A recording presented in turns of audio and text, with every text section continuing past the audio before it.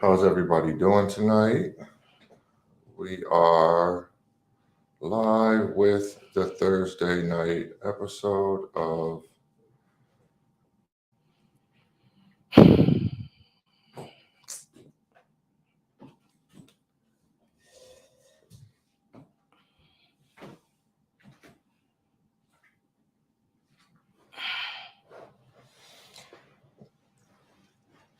hello, and hello. Um,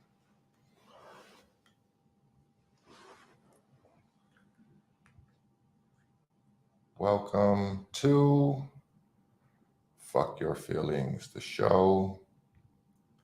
We are live on Thursday, 9:30 Eastern, whatever conversion you want to make that time to where you're located at. Right now, we're just gonna pause momentarily while we try to get some folks to hop in and join. And if not, we'll get started here momentarily. Um, but hopefully, everybody's doing out there. Prayers go out to people in Southwest Florida that are experiencing Hurricane Ian, and it's definitely been a doozy. I know, yeah, it's a lot. The flooding, the water damage, it's probably going to wind up being the most costly natural disaster to hit Florida. And prayers go out to all of those down there and anyone that has family down there, and wishing them for a speedy recovery. And hopefully it has minimal effect because they're estimating it's going to be hitting, Charleston and north of that area. And yeah, this one was just a lot. So don't really want to start on a negative mood, but I think we did need to just acknowledge that people are going through some things that are way bigger than Instagram and YouTube TV shows, and just wanted to acknowledge it again that there's just a bigger, broader world going on out there. So thanks to you that'll be joining and viewing, and by all estimations, this is probably going to be a tougher episode because we just got back from traveling to New York, and unfortunately, not for like vacation and hoorah. As we addressed on last week's episode, Sheba's father passed recently. We did have to go travel to attend his funeral service and to lay him to rest. And for those of you that have experienced that type of situation in your family, you know that can reverberate and cause a lot of tensions and issues and discomfort that might not have been at the surface previously, but death has a way of stirring that up in families, and hers is no different, No exception. So that's part of what we wanted to.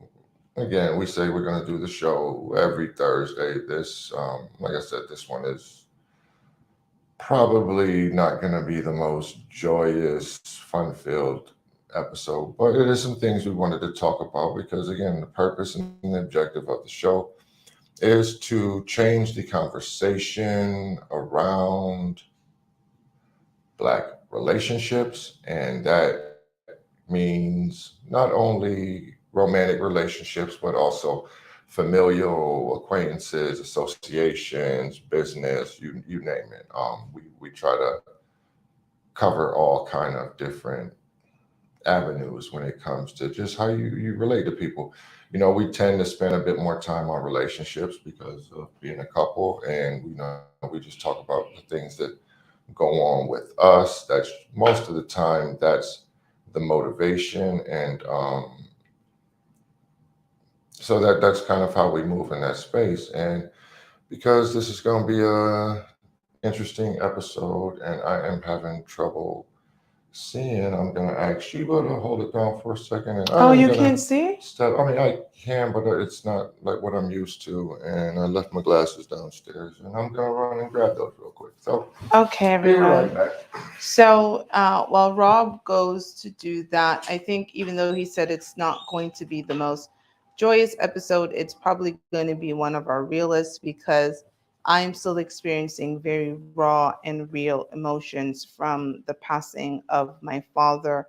And again, there are just some things that Robert interestingly observed at the funeral because, again, his space that he's in is very different than my space with respect to the whole situation of my father passing away and going there. So, again, it's not going to be sexy time, but I think it's going to be one of the realest conversations because, my family and the dynamics is speaks to things back in the day that occurred that we're not necessarily saying we're encouraging now, but it was an interesting for Rob to observe my family dynamic as we recently laid my father to rest and how people were in a room that today, if people were in the room under those circumstances, it would have been crazy. So Yeah, Rob is going to lead a lot of this topic tonight, and I will jump in. yeah. Like I said, I'm still feeling She's losing my father has been the hardest thing I've ever experienced in my entire life. I am a daddy's girl without a doubt. My father, I thought, could walk on water, and you couldn't tell me that he wasn't and couldn't. I thought he was invincible, and then he wasn't. And so having to lay him to rest this past Monday, so it's only been 3 days, was an experience, but it also got me to a place that I know even more important how important it is to stay close to family. And my father was very big on family and he was very big. He had 7 daughters. And it was interesting for people to see all 7 of us kind of on stage and hear us all speak so lovingly about this man that for some people they didn't know. They just came to support one of his children or, was the partner of a friend or family member. But to hear how well each daughter spoke, I had people after who came up to me and said, he must have been a great man because to have 7 girls and to have each of them speak so highly of him was amazing. But like I said, Rob was intrigued by the dynamic over the weekend of my family. And because we talk about changing the conversation around Black relationships, clearly Black families are a part of that. So that's kind of. actually hold it down for 2 more minutes. I'm gonna run and grab one more. Okay, so This Rob's got to that go kind of again because episode. he forgot something else. But yeah, so I think it's interesting because my family dynamic is very interesting. And my father didn't have 7 children with one woman, he had 7 children with three.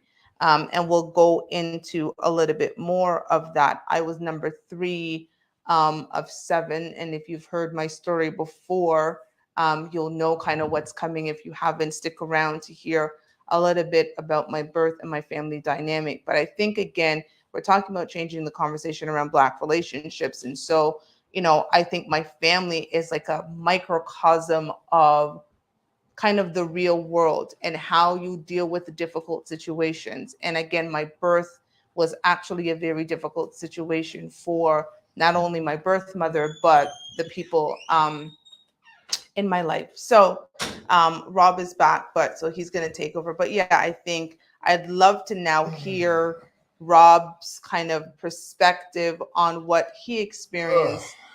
Because it was also the first time that Rob had the chance to meet Majority of my all family. most of Yeah, my family members, right? So again, I've got 6 other sisters, and they were all there with my 2 eldest sisters. He met my biological mom and my mom that raised me. He met my sister's best friends. He met cousins I hadn't seen in years. He saw my best friend that I knew from I was 5-year-old back in Jamaica. So like Rob got to really get into. He's probably one of the few American people You know, in that makes me laugh actually. But if yeah. you ever seen the episode of ATL with the Trini funeral, it was not quite like that, but in the vein of it, you know, just it was very trippy for me, just being a, you know, kid from Rochester, New York, which coincidentally has a very high Caribbean population. So, you know, like that's one of the things that we kind of discussed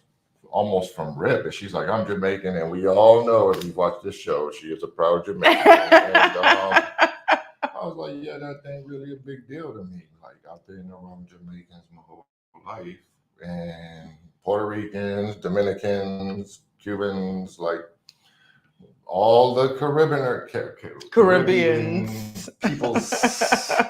You know, Rochester's got a heavy flavor in that direction. So yeah, it was no big deal to me. But again, and seeing how some family dynamics are similar and some are all over there. So I'm just gonna kind of as respectfully as possible, because again, if you also know anything about Jamaicans, then know like they've business in the street. You know? No, we don't. So I'm really gonna kind of try to focus more on the positive notes, but just highlight how you when life gives you lemons, you definitely make lemonade, and that's kind of what her entire family dynamic, for the most part, it is based around. So just gonna put this up here. This is the celebration of life. Oh, that's my daddy. For Wesley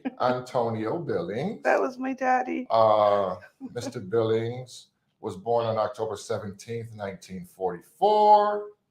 And unfortunately, he passed away on September 9th, 2022. We laid him to rest on last Monday. This Monday. And it was a situation. So what I'm gonna do is actually read his obituary, okay? Because that will foreshadow kind of how what my interpretation of this man, that I unfortunately he was not in a coherent space. When I did have the opportunity to video call him with Toshiba, and you know, one of the last times that she got to communicate with him, and again, his imprint is all over his daughter. She constantly speaks of him. She constantly references the values and teachings and the things that he put into her. And you know, we'll get into the rest of the family dynamics in a moment. But yeah, I really wanted to read this obituary, and because that will shed quite a bit of context into the shady and obituary. I want to see who picks up on what. Okay. Wesley Antonio Billings was born to the late Edward and Hilda Billings in Jamaica, West Indies, on Tuesday, October 17th, 1944. Wesley was always an ambitious man. He attended Crescent School in Spanish Town, where he graduated and then enlisted in the Jamaica Defense Force. He proudly served his country for 10 years. After he retired from the Jamaica Defense Force, he worked at the Jamaica International Transportation Wharf. Wesley then set his eyes on new opportunities in 1990 and migrated to the United States. He found employment as a security personnel at New York University.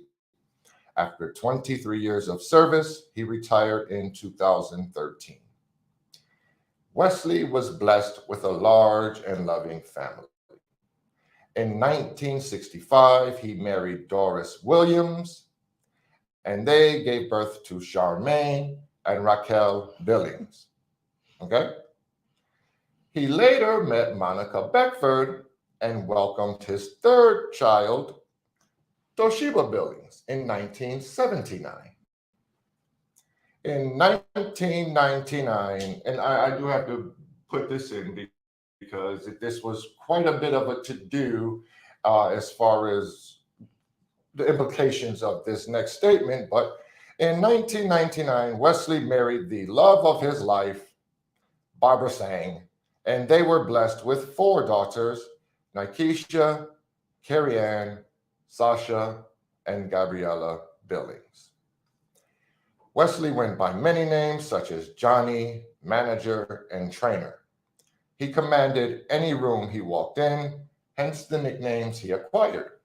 He was an extremely hard worker and made sure to provide for his family at all costs. He always put a big emphasis on education for all his children. He was a lover of music, dance, and all sports. In his leisure time, he would enjoy watching horses race. Wesley loved his grandchildren and would always say how much life and energy they brought to his house and life. Wesley was called home on September 9th, 2022 at 4:30 a.m. Wesley is survived by his wife, Barbara Billings, seven daughters, Charmaine Campbell, Raquel Billings, Toshiba Billings, Nikesha Billings, Carrie Ann Billings, Sasha Fisher, and Gabriella Billings. Nine grandchildren, Trey Ann Billings Shaw, Melissa Campbell, Amia Carew, Tyler Campbell, Talia McBean, Mackenzie Billings, Todd McBean, Ayla Fisher, and Ethan McBean. 14 siblings and numerous nieces and nephews. Wesley will always be remembered with love long after his passing. Now, I'm going to use this to kind of outline some of the conversation that we wanted to talk about. But if you notice some of the dates there, in 1965, he was married to Doris Williams, a wonderful woman, salt of the earth. I had the opportunity to meet her. Toshiba affectionately calls her Mama, and we'll get into the reasons why that is. Now, he married Doris in 1965. He had a child with Monica Beckford in 1979. Wesley was not divorced.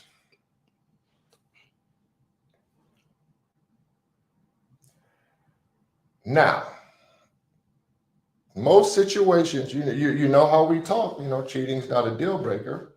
Now imagine this, he cheats, he has a child, and not only that, but he's going to bring that child home and put it into your arms and say, you're going to raise her up proper.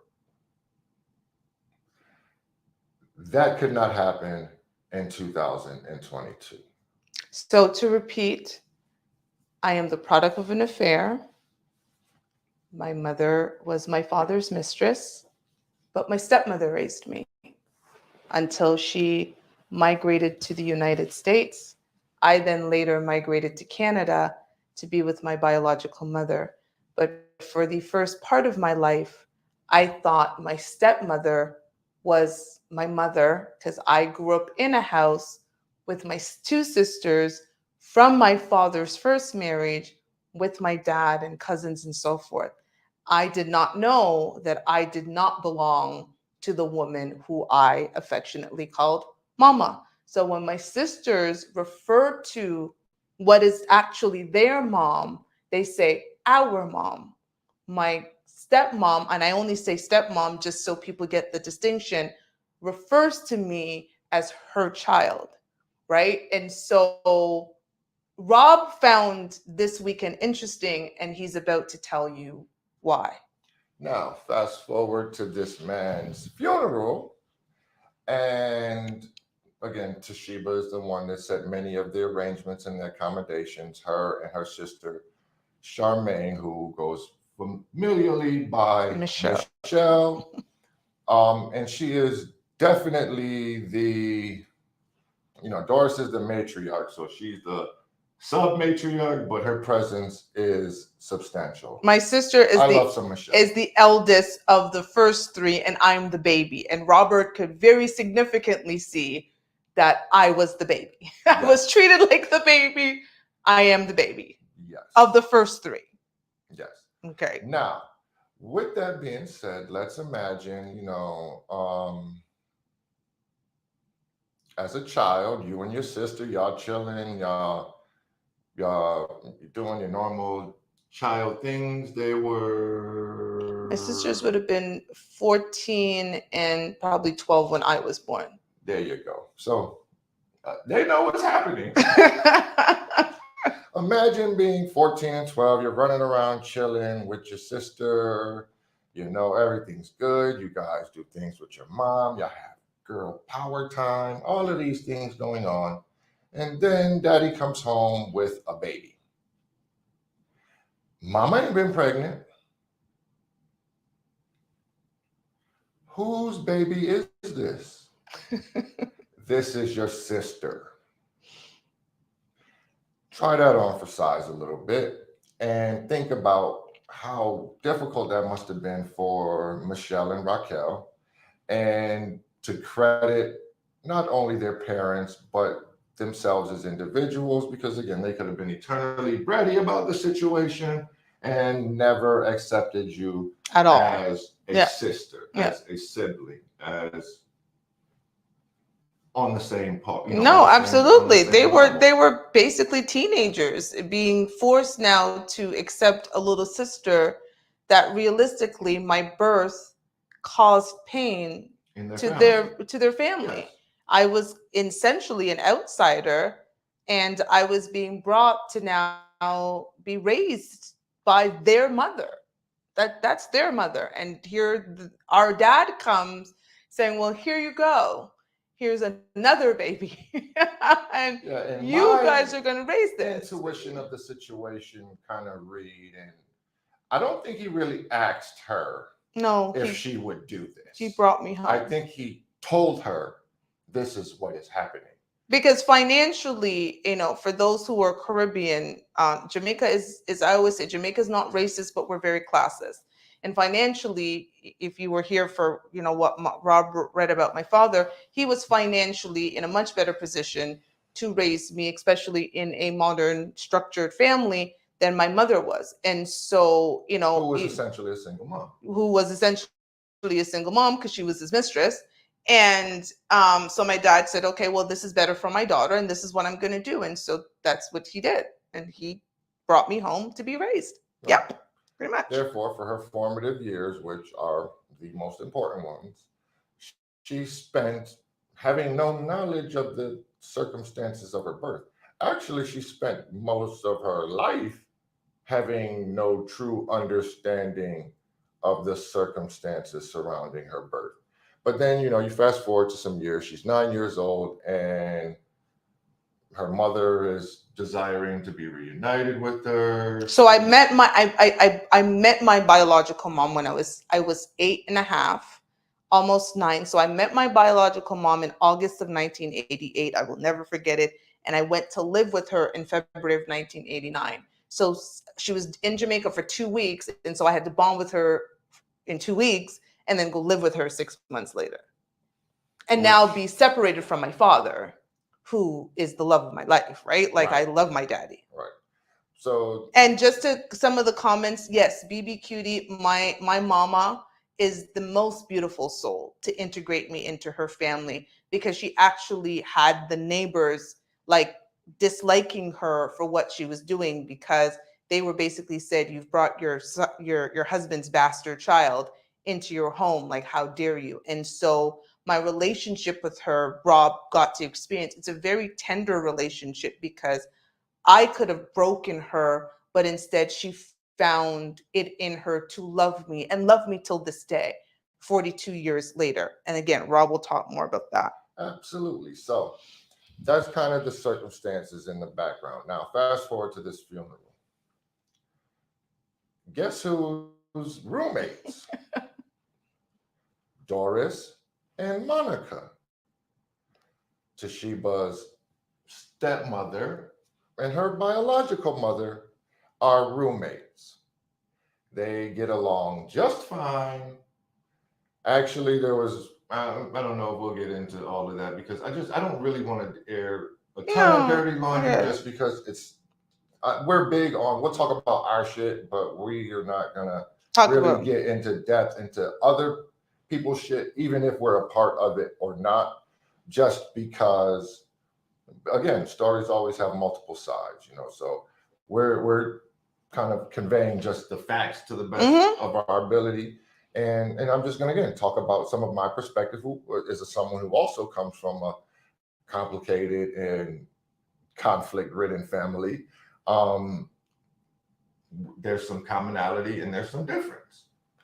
So anyways, Monica and Doris are roommates For the weekend. for the weekend. So my So father's first wife and his mistress, whose child the first wife had to raise, spent the weekend in a room together to go to his funeral. yep. 42 years later, 43 whatever years Yep. later. And had no arguments, no fights, no weapons got drawn, no nothing, no problem. Only smoke that was had was actually for Toshiba, but probably We won't get get too there. much into the details of that. Anyhow, that is really the genesis of why I thought this was a unique and interesting conversation, because as we told y'all, we don't really see cheating necessarily as a deal breaker. Now, there's a lot of ways that you can definitely just cheat once and just blow your whole relationship up in flames, you know what I mean? But this is a probably one of those situations. And even though it may have been better for Doris in the short term in her emotional state to shun this, to shun her husband, to take her two kids, pack them up, and go back to her parents. Like, this man's no good. She could have did that. Mm-hmm. But instead, she chose to step in and raise this other child. Now we have baby mamas with 3, 4, 5 different daddies. We got fathers with 5, 6, 7, 14 different baby mamas. And somehow none of these people have that same type of ability to not put the adult relationships as the priority, but to actually prioritize what is the best situation for the child. Well, that's kind of what Mama was saying to you. What she Absolutely. was talking about it. For her, she said, I couldn't be mad at Monica. I was mad at Wesley. I'm just going to call my father's first name, right? So that's who she was mad at. And she certainly couldn't be mad at me. I was a baby. I didn't ask to be here. And so that's how she looked at it. Her anger was towards her husband, not this child or this woman who had this child, but her focus was making sure to raise the child because I deserved the love and attention and affection and everything that she'd given to my sister. So despite the fact that actual existence my actual existence in this world caused someone else that I love immensely a lot of pain, she put that aside. And to this day, we still have a relationship. She didn't just say, oh, well, when she was done with me, while I'm done with her, I am still her child. She will be at our wedding. She is there for my daughter, who she looks at as her granddaughter. All of those things, right? Like, I find her to be an incredible woman. And there are a lot of people who would look at her and think she's stupid. And I think there's some people in our family that have looked at her and said that she's stupid and what was she thinking raising me, and she should have, and what she should have done. But I'm grateful that she was stupid to these people because I got a really good childhood out of it. I also had women in my life who protected me from things that I needed to be protected from that caused a detriment to them but allowed me to have a really good life. And I'm so grateful for that because I got to experience my daddy in a in a way that I don't think I would have if they hadn't held certain things about him as a man. I got to really experience him as a father, and only later in my life I learned about the flawed man that he was. So that's my 2 cents about And that. that's again, and that's definitely gonna be the exception, not the rule. I understand that 100%. But I point I wanted to argue is I think if you rewind in our community, that wasn't the case always. That you didn't know what was going on in most people's homes. We again, we spoke a bit on it.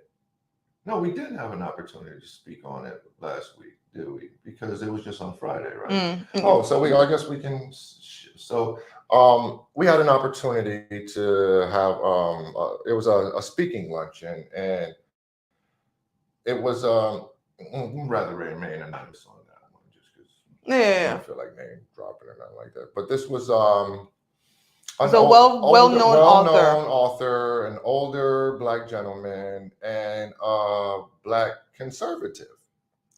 And it was, I'm not gonna lie, I now it's almost a week later, and overall, what I kind of felt by the content and the atmosphere of that luncheon was challenged. It really has been gnawing at me a little bit in a positive way of just this man basically sat up there as a man who made the point to point out that I didn't eat in a restaurant until I was 17 years old because all of the restaurants were segregated where I was from.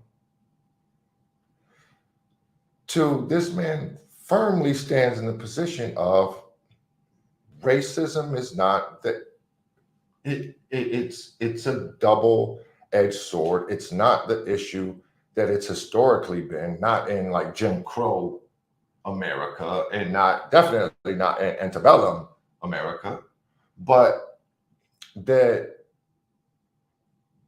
black people have kind of held on to it like a crutch. Like, how are you gonna walk and then run when you constantly have this crutch of the white man's holding me back? And his perspective was very, and again, he spoke from the perspective of like again in the 60s, he was like, I had my afro out to here. I was as pan-African and pro-black as a person could be, but none of that helped me do algebra. None of that helped me learn to navigate corporate politics and corporate society. None of that helped me learn to navigate the world that we all need to navigate in a better manner.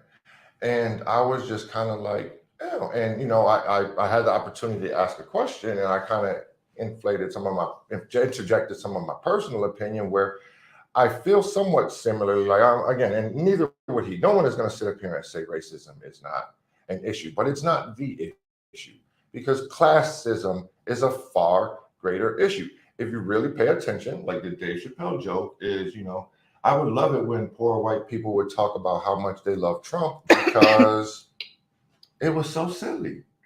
Trump works for rich people, not poor white people. So it was just so hilarious to see that mentality of it. And again, you're trying to capitalize on the race card, but the class card is the one that's really being played. You know what I mean? And that's more of the America that we live in. The poor white man's treatment is far closer to that of the poor black man than it is to the rich white man. You know what I'm saying? And I think not many people can really argue that. But we all get the sense that moving in North America in general, if you ain't got no money, you are fucked. You can't get nothing done. You can't get nothing done without no money. And this weekend surely showed that. Like, and that is a product of class. And no, we're not going to go into Black Finance Month or nothing like that. But and it was almost an interesting segue. But to go back to kind of honoring your father and talking about his life and his principles and his legacy. That's one of the things that kind of got communicated through several different stories over the time was he also believed that, look, if you're educated, can't nobody tell you nothing. If you Absolutely. know your shit, can't nobody tell you nothing. Because this big thing, if you read my book No Handouts for Black Girl, the beginning of it, I talk about the values my father instilled in me, and one of the things was that no one can take away your education. So my father was very similar in terms of, again, he was a man born in 1944, right? Like, and who traveled in to North America because he was part of the Jamaica defense team, and being accosted by white men because white women were trying to talk to him. So for me, my father was very big on education. Nobody can take away your education. He did not care. He would look over every single work. Even when I moved to Canada and he would come to visit, he would look over my homework and realize that the North American education system actually paled in comparison to the education I had gotten back home in Jamaica, because there was things I was repeating in the 4th and 5th grade that I learned in the 1st and the 2nd. So for him, it was like, your education is going to get you through the doors I need you to get through, and even prepare you for the type of husband I want you to have, so that you can help him and basically do what him and my mother had done and risen through the ranks to get where we had gotten to by the time I was born. Because when my sisters were born, my father and my mother were young. But by the time I came along and I was introduced into the household, we had a bit of money. But he understood that that took hard work and education. And so that was his biggest thing. You're already Black, you're already a woman, you're already an immigrant. Okay, well, we know that. But if you've got the education, you're going to be able to bypass all of that. And I was very, very fortunate that I had a father that instilled that in me and instilled so many of those values. But continue, Robert. Yeah, so back to Monica and Doris. Um, they had a Thursday night football. Yeah, I forgot all about that. Yeah, we competing with the NFL again, but here it is. Catch it on the YouTube if you wind up missing out again. We understand. We kind of just did this one. It is more of a we kind of had the we was both feeling kind of like the cat dragged in on the way in here this evening. I ain't gonna front. I'm feeling a bit more energetic now because again, this is almost like a routine to us. Muscle memory. Once I sit down and get to talking, and I'm sure you feel similarly. It's kind of almost like escapism. Step away from what we got going on, and as soon as we turn the camera off, it's like, what's for dinner? And I'm hungry, and figuring out stuff like that. So back to to that, we were sitting up there with Monica and Doris, and they were sharing just stories upon stories upon stories of, and what kind of got pointed out is when Sheba was little, Miss Doris did not shun nor hide nor keep her away from Miss Monica. She actually fostered the relationship, to the best of her ability. So you would hear both of them kind of share almost some similar stories, you know what I mean?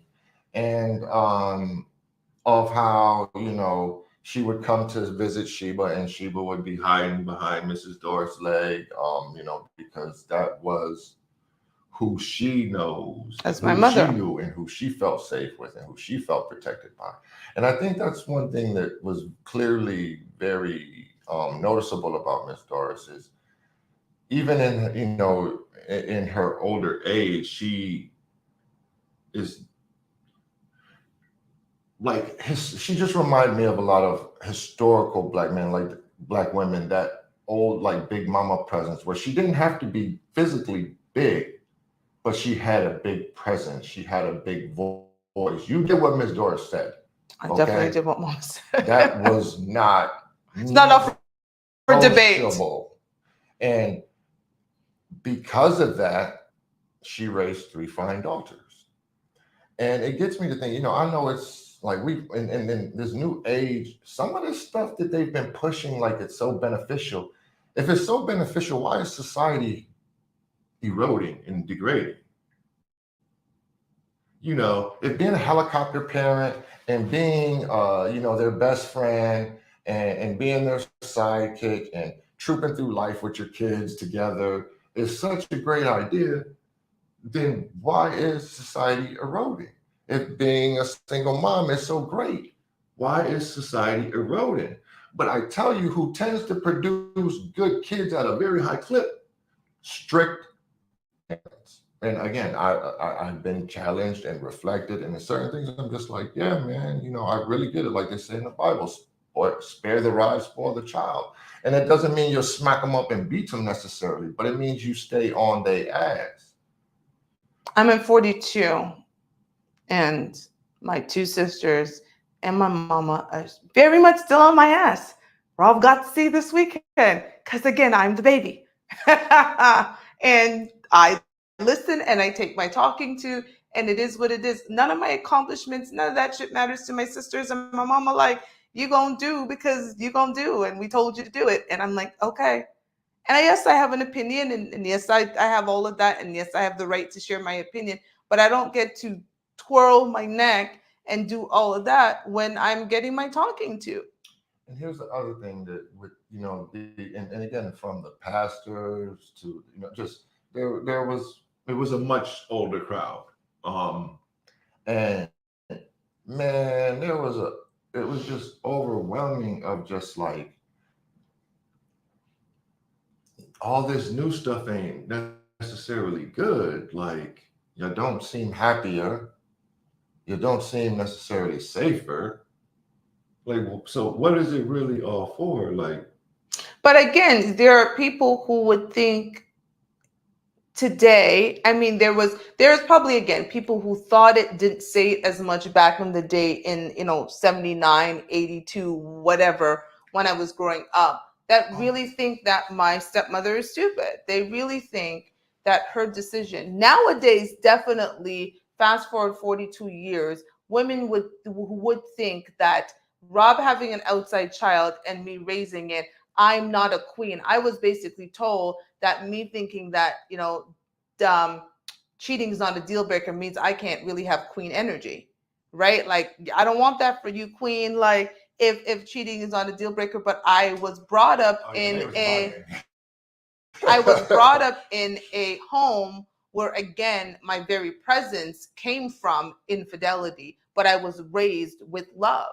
And so for me, again, it's an interesting place when I look at my life because from I think for me, again, I would not want that to happen to me, but in my first marriage did. In my first marriage, I did have a child that was brought into our relationship that was born 6 weeks before my marriage, which I did not know about until months later because my ex-husband hid that from me, right? And just like my stepmother did for me, I took that child in because that had nothing to do with my relationship with him. That baby was an innocent byproduct of two people not making the best choices. And that was my ex-husband and the mother. That had nothing to do with me and the child. That's how I felt about my stepmother's relationship with me. My mother's decision and my father's decision had an impact on her, but it wasn't a reflection on the choices she made and had nothing to do with me. And so I think for me, that's partially probably why I have some of the stances, because I understand that when you're surrounded by love and you have actual love, as much as we say that love isn't the main component of our relationship, I was surrounded by love as a child. And I understand what it is to give love even when it's difficult, even when you're challenged, even when people think that you're stupid to be giving love, how giving love was so fundamentally important. facts. And then the other thing I really picked up on was like when you're around the older generation, previous generations, they held something called shame that we seem to have lost. And I don't think that's necessarily a good thing either. Now there's fat shaming, you skinny shaming, you body shaming, you ugly shaming, you all of this shame. But you know what And even shame real shame. does also? It might make you feel bad. And I'm like, I'm not saying you shame things that a person cannot control. But we've gotten into this like cap life that like a person can't control being obese, but that's bullshit because you control every piece of food that goes in your mouth. Our woman can't control Or a woman can having control her 7 kids by reproductive 7 different cycle, men. or her reproductive process. Like that's bullshit. They got like 30-something forms of birth control out here, including the Plan B, like and including, and then there's even adoption on top of that. So it's like we've got into accepting like bad behavior. We've even got into rewarding bad behavior, and you wonder why shit's falling apart. Because if you're rewarding bad behavior, what the hell is the motivation to do good? Because I will give my biological mother credit, because I have to distinguish the two, is I'm her only child. She didn't go around my mother's only child after my father and think, well, I was with a married man and now I'm gonna go live my life and have just a bunch of pick-me with whatever. I was her only child. She was in the situation. She had a child for a married man. It was what it was. And I admit, after 40 something years, she did not have any more children. When she emigrated and left Jamaica, she had relationships, but no children, because she understood how important even that part was. What does it look like having all of these other children by different men for what? And if I'm actually forthcoming, she did end up having 2 more children with my father, twin brothers, and they died. One I think was 2 weeks and the other one was 4 weeks when they passed away back home. So when she did go back to have other children, call it what it was actually with my father. Because even again, with being the mistress, she understood the value of not having children with multiple men. And again, even in bad decisions, because again, being with my father after finding out he was married was not the best decision she could have been with, but she didn't go off and, do you know what I'm saying? Like, there was a level of shame that like, there's just, and it's complication. Like, y'all can give Khloe Kardashian all the drama y'all want to, but at the end of the day, her kids don't have to go to 2 different locations on Father's Day. And that's important. To be said that's about important to her. And again, to me, it's like we have to be mindful of interjecting your own viewpoints onto other people's choices, because that's something that we try not to do. Our motto is, you like it, we love it. We're telling you how we live our life. We're telling you about our life circumstances. We're telling you some of the things that we believe are effing up the Black community. But if that's how you choose to live your life, who are we to judge? Only God can judge. But there are some decisions that people look at and they go, well, if that was me, but it's not you. And going back to the Khloe Kardashian thing, like I said, say what you want about her. That's one thing that I said. Say what you want about her, but that value for her is more important than her feeling shame in front of millions, billions of people. Her value of having children with the same father was higher to her than the shame of exactly what Tristan is doing, a decision that Tristan has made. And we're actually blaming Khloe for Tristan's bad choices. And like, oh, well, she should leave him. And like some of y'all really kill me. I ain't gonna front. Like, I'm gonna get a little on it. Like, it's women out here with 4 and 5 different kids' fathers, baby daddies, however you want to use it, talking about, I ain't with that poly stuff. Like, girl, what do you mean? Your whole lifestyle is polyamorous. Girl, you got kids by 5 different dudes. Girl, what are you talking about? Girl. See, and that's where my issue comes with a lot of this foolishness. Look, if these kids were being raised as siblings and the mamas was getting along or the daddies was getting along and these children, were being lifted up and what was right was being done for them, maybe we wouldn't be as bad off by all of this. But that's not what's happening. And these kids are actually being raised up because, again, not getting into it, but there's a tension. So again, he had 4 other children by another woman after the fact, segueing back to her father, Mr. Wesley. There's a tension. There's a divide between the 2 sets of siblings. There's And that's about as far as I'm gonna go with it. But there's clearly they have not historically stayed in touch. They have not historically been close.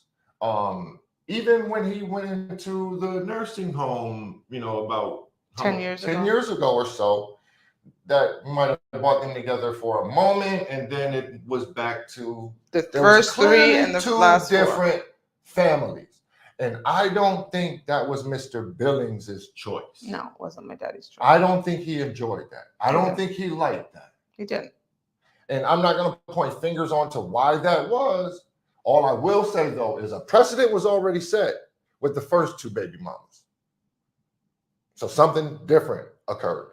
And I'm going to just leave it at that.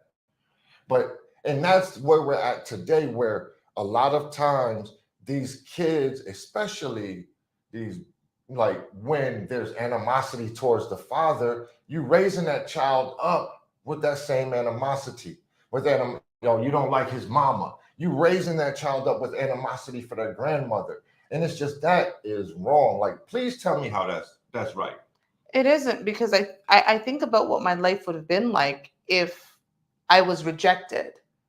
Right? Very tougher. You probably very have all different kind of issue. Very different. I think about my stepmom just being like, no, you can support her financially, because my dad would have definitely did that, but we're not about to integrate her into our life. So that I grow up as truly as an only child, without access to my two older siblings who play a major part, especially my eldest sister, who literally, I'm her shadow. I've been her shadow since I was a baby, and I'm her shadow and her pain in her ass at 42 years old. So I can't imagine what my life. I think about my sister's impact on her niece and her support of her niece. Like, I would have missed out on all of that, and all of that family support, and all of that, because again, from my mother, my biological mother, I'm her only child, but my father had all of us, and he was very proud of having 7 girls. And Peppa Seed had said earlier, no, again, other than my twin brothers who unfortunately passed away, he didn't have sons. And that's something that he really wanted, but he had 7 girls, and he was proud of 7 girls. And I think about, if my stepmother and my biological mother had all of this tension and all of this, but you, and then this man, and then I don't want to do with you, how differently just all of our lives would have been, because I know the impact I have on my sister's lives, right? And vice versa. I mean, the fact that she did not that she brought you into the home and did not break it, it made all of their lives difficult, all 3 of them. But I like to think it would have been way more difficult if she packed them girls up and went on about it on their own. Yeah. I think your sisters probably ain't who they are. Fact. Either. Fact. I agree. I think that decision to think about me and my needs over her own, which again, in today's society, a lot of people, and listen, I understand how important, because I do believe if I'm no good to myself, I am not good to anybody else in my life. But as someone who has consistently put the needs of my daughter in front of my own, even to this day, with her being 21. And I was saying to my sister yesterday, when I met Rob, was one of the first time I truly chose myself, but I didn't do it to the detriment of my daughter. I did it with almost my daughter's stamp of approval, but I know choosing myself caused pain in other people's life, because I had chosen them before myself, and I was finally choosing me because my happiness was important. But I also had a fully grown 19-year-old, almost 19-year-old at the time. And so I was okay to choose myself. It was finally okay. No, she was actually 19 when I left. It was finally okay to choose myself, because I had done what I needed to do as a mother. And I think that when you take on that role as a parent, there are sacrifices that you must make. And sometimes those sacrifices suck shit. They do, right? Like, parenting is the hardest job I've ever done. Sacrifices that I've made in my life as a mother, I would never make under circumstances. And there are many times we have to put ourselves way after we put our children. And I'm grateful that I had people in my life that put me above anything else, because I definitely would not be the woman that I am sitting here today. And I learned values that I was able to instill into my only child to make sure that my grandchildren that she has one day, or a grandchild at least, will have those values to carry on and so forth. And a lot of that comes from my dad. And again, as much as he was a flawed man, there were certain things and certain values he held despite of that he instilled in all of his children. And I'm going to miss him just so very much. But he's still here with me always and forever. Yep, gone not forgotten, definitely. And that's where the conversation really kind of rests, is that we have to bring some of that stability, that strictness, that's one of the things that I really came away with from the luncheon is, look, man, the reason that we got through slavery, that we got through Jim Crow, that we got through the Depression, all of that shit, is that in this country, once we were quote unquote given our freedom, and again, the speaker asked something very important. He was like, what are black people doing with their freedom right now? Thanks. And that was a very sad question for me to actually contemplate and sit back and think, because we used to hold ourselves at the absolute highest of standards as a community. If you wasn't trying to hold yourself to that highest of standards, you was a pariah in the community. Didn't matter how much money you had, didn't matter how many followers you had on Instagram. Even though they didn't have Instagram, coincidentally, but popularity didn't matter. Yeah, popularity wasn't a big deal. Good looks didn't matter. If you didn't hold yourself to the highest of standards, you were considered holding the community back. Well, and we've come so far from that. Sorry to cut you off. No, but I think about it even just in the way they describe my father as a man. Like, my father didn't own sneakers until he was 70-something years old. And the reason was that because my father, even when he moved to New York City, would wear hard bottom shoes unless it was like the coldest of winter days and he didn't need to. But my father only got sneakers because me and my other sisters had to get him sneakers because he was in a nursing home, and to kind of move him around, because at one point he needed, he was in a wheelchair, needed a walker and all that stuff, and running shoes were it. But my father dressed up for every event. If he was going to the racehorse, if he was going to the football game, if he was going to the basketball game, if he was going to the baseball game, if he was going to the corner store, my father dressed up. He had dress pants and dress shirts. Again, he carried himself with just this air about him that you had to respect the man that he is. And I feel like we have lost that. We've lost certain things. And again, the new generation considers some of the stuff from the old generation ridiculous. I would never do this because I'm independent, and that's not part of being independent. And a woman can't be a queen if she's just allowing a man to do whatever. But they don't recognize what they're missing out on, because again, there are now children who are biological siblings that will never know each other because, one, their mothers have made decisions to have all of these children for a man who doesn't want anything to do with them. But more importantly, they can't put that aside to get along with the other women so that their children can grow up having each other. My sisters and I still have each other. We have to lean on each other even more so after our father's death, because he was the patriarch that really tried to hold the family together. And now that he is gone, he is no longer here, it is now our job to make sure that we stay solid and we're here for each other and the nieces and the nephews and all of that. But we got that from our father. And had my father not been so insistent on ensuring that at the very least his first 3 children again were close, because I would have been the outsider, because my 4 youngest siblings all have each other. They have the same mom, they have the same dad, and they would have had each other. I would have had nobody. Yeah. Had my dad not made that decision and my stepmom not been okay with it and put me first, I would have had nobody, and my life would have been very different. Right. And I know that's a generational thing because I also think, I'm the oldest grandchild on my side, on my mom's side, not on my dad's side. But even then, from that, like for a nice chunk of my early years, I'd probably say like 5 and under, I spent with my dad's mom in her house under kind of those set of rules with them crazy dudes. And, with my mom's permission and blessing until she got to the point that she was like ready to pull me up out of there. But I think she even understood it's important for a young man to be around men. You know what I'm saying? So like, I'm super thankful to my uncles, for all them beatings and muggings. I don't think they beat you enough. Just saying. Love you though. Nobody beat me enough. It is what it is.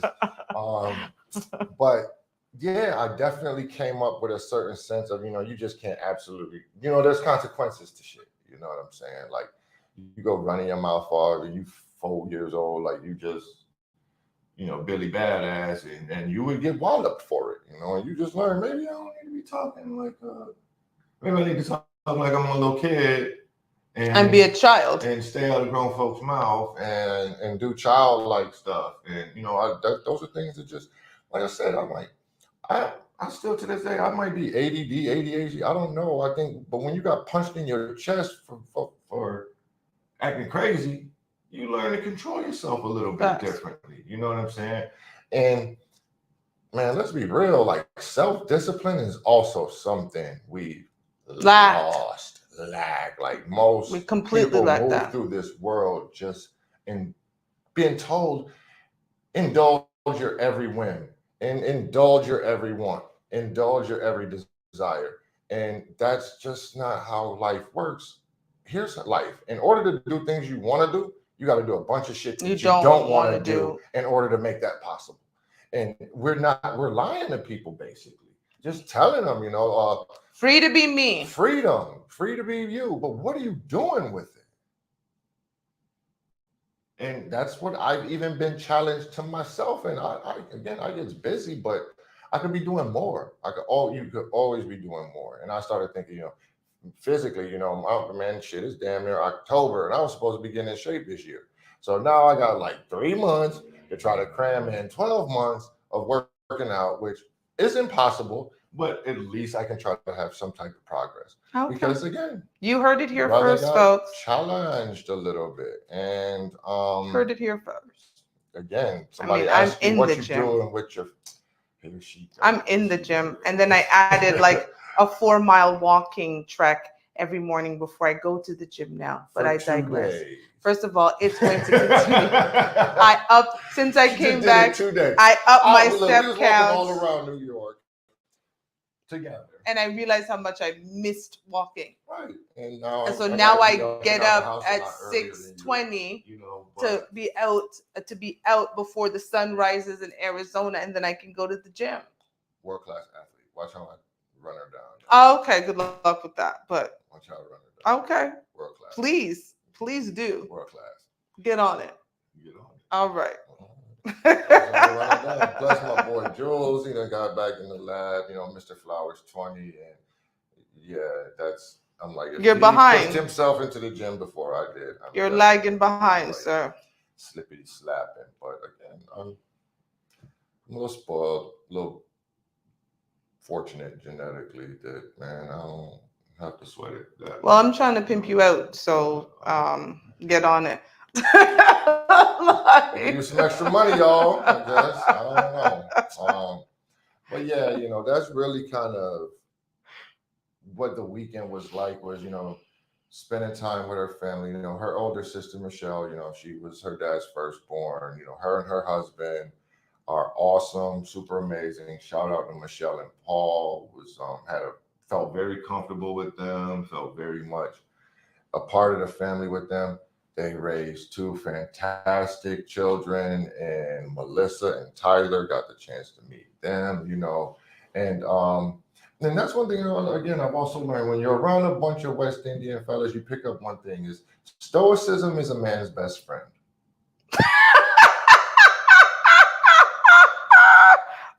elaborate. Guys that don't react tend to do better than guys that react. Hence the saying, never let them see you sweat. You know, You didn't see a whole lot of guys that seem like they do a whole lot of boohoo, and you didn't see a whole lot of guys who was talking about, oh, then women run the relationship. Oh, absolutely not. Not in West Indian culture. And by stoicism, you know, I mean just when you get punched in the gut and yeah, we know it hurt, bro, but then you gotta be rolling around on the ground and all of that stuff, or do you take it and try to just keep it pushing? But I think what you also saw were women who, even though they were bosses on their own, when their husbands entered the room, you knew their husbands entered the room. Pipe down. You knew their husbands entered the room. Pipe down. Like you knew whose husband had entered the room because there was very interesting for Michelle, again, big bad woman, but when her husband walked in the room, pipe down. And that's not a bad thing at all, you know what I mean? But again, now you understood why I am the way I am with you, because that's what I was brought up in, right? Like you can still be independent and be a big boss and all of that, but there's a deference to the man that you're with. And while you're with him is the question I always ask is, that's all that I'll submit to the right man stuff is like, okay, that's like the dude on the end of the bench saying, I'll drop 20 when he put me in the game. No, you won't. You ain't got the skills, the ability, the nothing to drop no 20. What are you talking about? Only reason I don't average 20 is because I don't play. No, you don't play because you suck. What are you talking about? Like, so you're telling some women they're unmarried because they just don't have the ability. Oh wow. Okay, no, I'm not even going to even cover. No, some of y'all are unmarried and single because you suck. Well, there's that. That's gonna make a clip. Coach doesn't want to put you in the game. That's why you hear so many women like on Kendra talking about he don't want a relationship right now. But he wants to have sex. No, he doesn't want a relationship. He wants to bust cheeks. I think the translation is telling you he doesn't want a relationship. Yeah, he doesn't want a relationship with you. Look, if Kelly Rowland strolled in, talk about, look at that handsome man right there. That's my cousin. Mm-hmm. If he strolled in talking about that handsome man right there, he'd be ready to be in a relationship with her in a heartbeat. No, women sound foolish when they say that a man. No, he doesn't want to be in a relationship with you. Like he doesn't want to be in a relationship with you. He gave you that as a reason, and knowing good and well that you was going to take whatever he gave you, because let's be real. Sometimes I know that it's being conflated as otherwise, but beggars can't be choosers, and some of y'all might not have cardboard signs, but not cardboard signs. You're basically looking for charity. Robert. Man, I'm just gonna go ham. Okay, I'm gonna sit here a little bit and just no facts though. Like y'all do realize like guys want stuff out of relationships too, right? Yes. Like most Deion Cole got one of my. It's a joke, but he's like, yo, I've never seen a bunch of dudes walk in the club like, yo, no, what was it? He was like, none of my homeboys ever called me like, yo, you need to get down to the club. Look at all these soulmates up in here. I'm done with you. You have a request. Do you want to take a request right now? Because you're on a roll. It's going to be tough on this one just because we're about to shut it down in like a few and the nature of the joint. But I don't know. What do you want to do? That's you're leading this. You're leading this. Let's see. I can't move it around. My cousin wants to pop in for a minute, so let's do. Maybe let's set the stage for next week's show because they be having some wildness going on around there. See who she's popping up in here with. Surprise! I don't know if it's going live. Oh, it's not going to pick up. No, you won't pick it up on YouTube. But Cardi, what's good, man? We cannot see This is a you. great conversation you're having. Appreciate it, Cuzzo. Appreciate it, man. Look, I agree with you though. Beggars can't be choosers. Okay, go ahead and elaborate on that a little bit more. Girl, we because- cannot We're see on you. the same page. I didn't hear the whole conversation. I came in at the end, but you're like absolutely right. Were you referring to like the friend card? Basically what I was talking, so I was kind of going in where I was saying, it's like a lot of times it'd be presented as like, oh, well, he's not ready to be in a relationship. And I was like, nah, that's cap. He just don't want to be in a relationship with you, and then it kind of got me going to where like, or how some females say, oh, well, I'll submit to the right man. And I'm like, well, that's like the dude on the end of the bench saying, I'll drop 20 when coach put me in the game. Like, that doesn't even make sense. Like, how are you going to do that when you don't practice doing that? And then that kind of segued into me doubling down and just saying, like, a lot of men and women are single because they suck. Like, that's just no other way around it. I agree with that statement 100%. I agree with that statement 100%. Yes, you are absolutely right. Because when you really like somebody, there's no thought process. I think we all know when it's like real attraction, all logic goes out the window. That's why we find ourselves doing dumb stuff when we really like somebody. But like, if it's not to that point, like if you can sit there and think about it and have a conversation about it, then that might just be somebody that you have fun with, not necessarily somebody that you want to commit to, basically. Absolutely. And I think some people have gotten so busy in the practice of having fun that they done forgot about, like, the scoreboard is up there. And they even keep scoring scrimmages, you know what I mean? Like, it might not count in the record, but the game still got played. I think that's what happens is in this dating world, in this marketplace, it's like, it's a game of musical chairs, and sometimes people don't realize it, and the music stops, and you ain't got nowhere to sit. And ultimately, that's on you. That is not. Yeah, that's facts. That's not the game's fault. That's not the chair's fault. That's not the other people's fault. Is you should have played the game better. No, but I also think that people aren't prepared to lose. Right? Yes. At the end of the day, I think there are people who say to me, well, Toshiba, you got lucky with Rob. No, I put in the work and I was actually prepared to lose. There was no guarantee that what I was putting out there, he was going to pick up. But I was prepared to say, hey, I'm going to go in and go hard because I understand that I'm competing against others who may not be going in as hard. And if I lose, I lose. But again, I'm going to lose because I went in and I dropped 50, not because I dropped 10.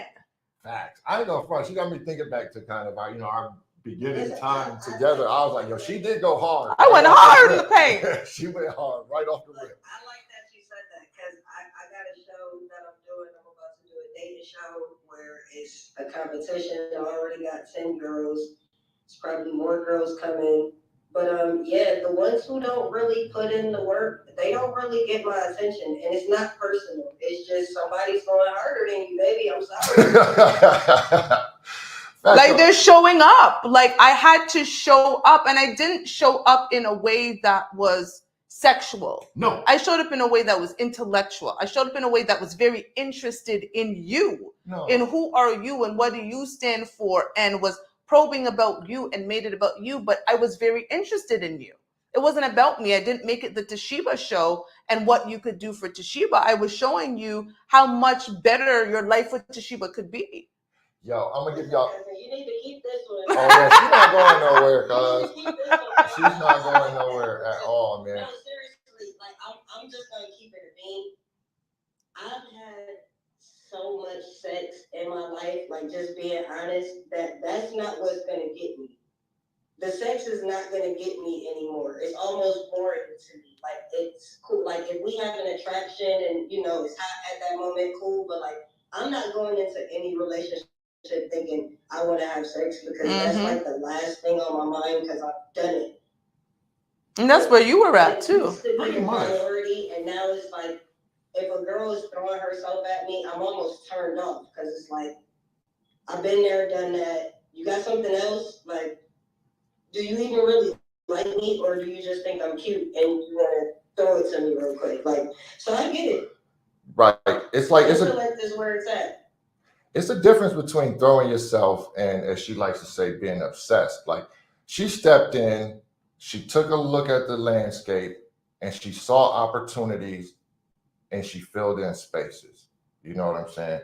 That's where she concentrated her efforts, was areas that I wasn't really paying attention to. How badly, I'm gonna tell y'all, like, it was pandemic and shit. I'm gonna give y'all a real quick story because this one was hilarious. So I had this fly polo sweater, right? This red joint, man, shit was butter, right? So I had washed the shit before we were getting ready to meet and all of that. Yo, I didn't even realize the washing machine tore the sweater up. So like my whole elbow was exposed, bro. Like, and I swear I didn't pick it up, like, because I had the jacket on over it, all that other stuff. So when we was, I don't know what, I think we must have been out to eat or something, and then I must have put my elbows on the table, and that's when I finally realized it. I was like, oh, damn. And she was like, oh, yeah, I've been noticed that. We're going to go to the mall after this and do something about that. You know, I just want to get something for you. She's an addition and not a subtraction. All That day is such a long. beautiful thing. All day long. Like, I'm so, like, turned, and I can tell, like, oh, you think you can get something from me. I'll put it to you like this. If a lady is coming at me trying to get something from me, she won't get nothing. But the lady that asks me for nothing, I'll give her everything. Basically. So check it, because we're going to jump to the questions here in a little bit. But what I want you to do, cuz, go ahead and plug the show. Tell us a little bit about what you got going on, what you're trying to accomplish, and where we can find you for those that might want to take a little glimpse. Because I like I said, I was in the group thread, and it's just, she, again, for those that don't know, this is my younger cousin. She is in the music industry. She is a rapper, and she is lit, and her life is crazy. Well, she got a dating show with women going after her, so I'm just saying. My life is a movie. So long story short, I'm like at the end of my player days. So I'm like kind of looking for a relationship, but I'm being honest with the ladies. I don't want just one. So I'm having a dating show, and I don't know how many girls I'm gonna pick at the end of it, but I'm gonna end up picking a couple girls, and we're gonna have a polyamorous relationship. And season 2 will be like the honeymoon phase, and then probably season 3 is where you're gonna see the drama, because you know these poly relationships, there's something. They're difficult, it's man. definitely something. But yeah, if y'all want to find me on cardiorich.com, neomoneypodcast.com. That's the entertainment podcast where I get on all the celebrities' nerves. They can't stand me. So yeah, if you want to see some of your favorite celebrities get a little irritated, go to neomoneypodcast.com. I piss everybody off. There's not one celebrity that has came on my podcast, and no, I lied. Ari from Big Legs Baddie Collection, she made it to the end of the interview. Pink made it to the end of the interview, and I think Naj, those are the only 3 people that made it to the end. The rest of the celebrities, they can't handle me because I ask real questions. I make them tell the truth, and if I feel like you lying, I'm going to check it right then and there. And yeah, Neo Money Podcast, go. If you want to hear celebrities yell at me, scream at me, get mad at me, they do it all the time. Have a ball. And Big the Poly facts. Live show is coming. Yeah, I had 14 girls. I dumped 4 of them already. Oh, wow. Not even in the house. I'm serious. I look at girls every day. Like, everybody not gonna make it. But I'm still looking for girls too. So Yo, shoot your shot, man. My show, cardiorich.com. The cast of information is on there. It's not going to be easy. My attitude is kind of trash sometimes, and I get bored really, really fast. So if you're not bringing it, if you're not coming like she's coming, you know, if you ain't trying to put up 50, man, look. This game is not for you, baby. But you know, if you're willing to put the work in, and I mean, I'm not like a bad catch either. Like, I come with opportunity. I come with Repeat the name of the shows. One of the it's like you're not gonna be doing it for nothing, but it's nah. not gonna be easy. Yo, Polly Cardi, yeah. Well, one of the commenters said, "What's the name of your show again?" They The wanted Polyfly show. Polyfly show. Yeah, The it's gonna Polyfly be show, lit. right? Again, that's my blood cousin. That is my daddy, twin brother, child. We are like super Yeah, you my similar, twin cousin. super tight. Like, and again, we get it honest. Like, we did not come up in a like a cap ass family where people would just blow smoke and stuff like that. There was a lot of checking and confrontation and repairing, getting over it too. So check. I got a question. Go ahead. Yes. You're a little bit older than me. Uh-huh. Who you think got more girls, my dad or your dad? Publicly, your dad. Publicly. Privately. Privately. We never know what my guy got going on. He like me. I mean, I'm like him, excuse me. But yeah. No, but again, it's funny because they're twin brothers. My dad is very quiet and introverted and kind of chill and be ready to stab somebody. And her dad is like the mayor, know everybody by name. Everybody love Rick. Like it's funny. So that's kind of how I always told them apart. Plus they look a little differently, but yeah, it's interesting the differences between them sometimes, but then they twins, so they the same dude at the same time. You know what I mean? So it's right. They sound exactly the same. right. Like if you're not in the family, you're not. Yeah, it's gonna be difficult. I think because we're the kids. Yeah. Nobody can tell them apart. Every time I'm with my dad, they like, that's your Uncle Rob. No, it's my dad. Like I know who I'm with. Big facts. So yo, and send me some promotional stuff too, so we can try to plug the show through the week, and we'll chop it up this week and maybe try to figure out something because we're I gotta add you to the new group chat. I had to shut down the old one because I kicked out a bunch of those girls. So I'm gonna add you to the new group chat. That's what's up, cuz. Yo, appreciate you coming on. Definitely. Like I said, we're gonna wind up, finding some synergy between these joints because again, we talk about a lot of crazy stuff on this show. You live a lot of crazy stuff. Yeah, exactly. Talk about it. And, Actually, I want y'all to come on the show. I think it would be cool to have the ladies sit down with y'all and I'm down. That's what's up. Because I'm like really looking for a relationship. Like I'm not playing. I'm not doing it for clout. Like I'm really looking for like commitment and crime for the duration. Like I might end up proposing to somebody at the end. I don't know. Hey, see, here's the thing: for a relationship to work, you got to be committed to the commitment. Okay, it's not just making a commitment to somebody is not enough. You actually have to be committed to the fact that I made this commitment to this person. That's kind of how we look at it. And no disrespect, I know you know that all too well. You know what I mean? So it's just once you've been through certain things, you're not going through them again. But we will definitely hop on there. Like I said, we'll be figuring it out over the next couple of weeks because we instantly got people.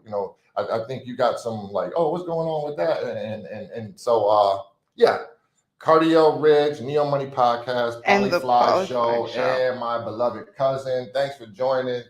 Appreciate you, cuz. Thank you for having me. Definitely. That's what's up. Bye. Bye.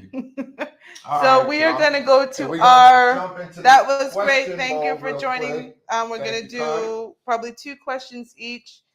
Feel free to ask us any questions. Thank you for those who joined. If you got a good question, it doesn't have to be appropriate or nothing. We will answer it, most likely we'll answer it because we don't duck too much smoke, like we said. Who's going first? Me or you? You go first.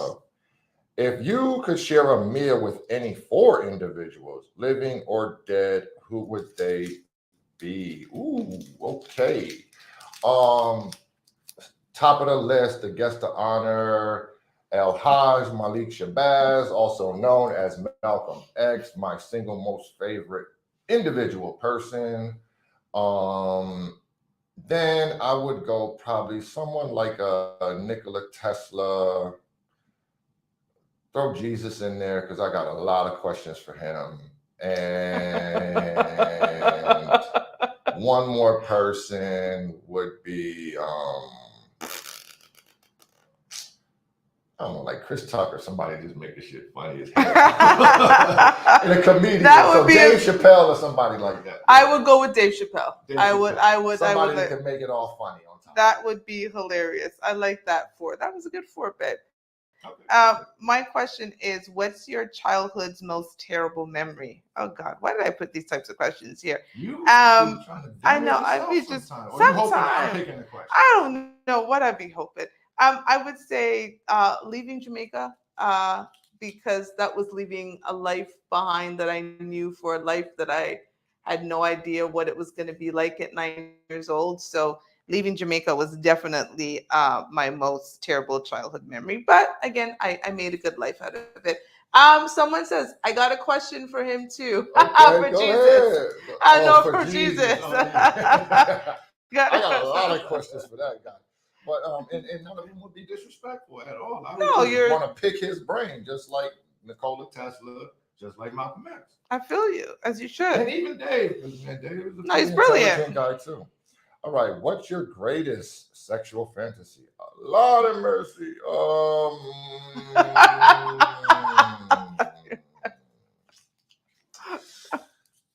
Should I go there? I mean, you've done so much. No, again, I'm at a point. Yeah, right. In my fantasy, so it's almost voyeuristic, but not quite. But like I really want to see her like Google Gaga, absolutely salivating over a over woman. another woman. Like that woman is someone that I'm interested to know, because if you can make her feel like that, then we got to have a conversation. Are you saying I'm tough? I'm tough to Not please. like that, but you ignore a lot of you ignore a lot. I do ignore a lot that you might find, and I'm like, yeah, No, whatever. I gotta get you. I ignore a lot too, but you You ignore a lot. You don't Okay, get excited easy, I do not. Been there, done that. basically. What's the best compliment you've ever received on my parenting skill and the type of daughter that I raised? Like, if you're going to give me a compliment about me, I appreciate it. But for those who compliment how I've raised my daughter and the amazing young lady that she is, those are the best compliments I ever received, because that is a job that, God, I had no qualifications for. So, and I think I did it good. So, last question. Have your dreams changed since we first met? Hello, the show. Yeah, no, but that's the thing. I wouldn't say change, just gotten bigger, gotten more, because my dreams are not like specific necessarily. Like, I've always like, I'm on that 50 Cent shit. Like, it's like get rich or die trying. He didn't say how. So, and, I'm not an entourage guy. I'm not a guy that's just gonna want to, I don't want to be a sugar baby or nothing like that. Like, I'm gonna establish my own legacy. That's the way I was raised. What is your, okay, let me again turn the question around a bit. What's your biggest dream right now since we've met? For this show to have an impact, I don't really care about like numbers or popularity, But we're already kind of getting that, because we have a certain certain few people, that are really loyal with us, like really down, really support the show, and have really voice like, yo, you guys have had a really positive impact on my perspective and on my life. Mm-hmm. And that's the good side of social media. This shit is not all about just making you depressed and Wanting to go to sleep. Facts. You know what I mean? Facts. I appreciate that. My final question: what would you miss the most if we weren't together? At this point in my life, I could not imagine actually not being with you. You are like Fantastically annoying and lovable. all of that. So I would miss everything about us not being together.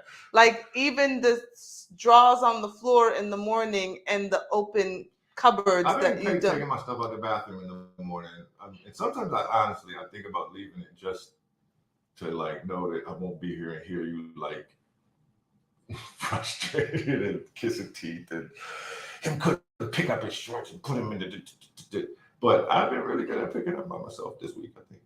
This week. And last week. Okay. I will. Last week I would give it to you. This week, not so much. No, it's not my job. I keep joking. I don't be like, you got half on this power bill. I keep telling you. Okay. Yes, I miss this shit too. So yes, I would miss everything about us not being together because I am committed to the commitment of this relationship, even when he says some shit like that. So before we go, we have to, as usual, thank our sponsor, Sorrel and Sage. Make sure you check them out at Sorrel and Sage CA on Instagram or shop sorrelandsage.com. They are amazing. You can reach out to the owner, Joanne, by email if you want her to actually make you a specialized product. She's great at that. She's probably right now churning butter as we speak. Nice last words. Nah, appreciate y'all joining. Thanks for rocking with us. We'll be back on next Thursday, 9:30, as I mentioned. We are here pretty much like we ain't got nothing else to do. And this was a tough show for me to do. Like I said, I was dragging tonight because again, still mourning the loss of my father, but my father also taught me that when you commit to something, you keep your word.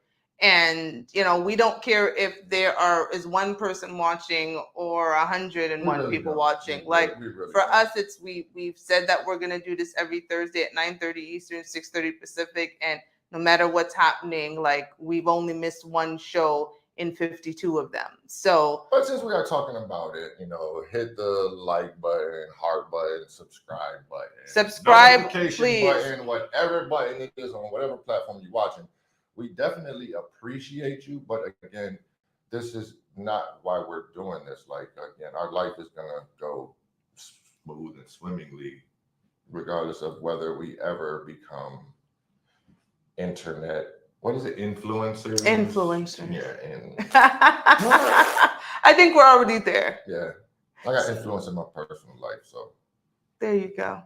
So we influence without authority too. Yes, I remember that was a compliment that you received, to have influence without authority. Look at my man. Anywho, thank you everybody for joining. We will see you next week, and thank you for those who sent condolences about the passing of my father. We will see you next week. Again, hit us up if there are any particular topics you want us to discuss. Like Rob likes to says, we might be private people, but we're not secretive. And if we're here to change the conversation around Black relationships, we're doing so by letting you into ours. Again, not couple goals, but we are definitely a couple with goals and a couple to watch. So see you all next week. Until then, bye-bye. Bye-bye.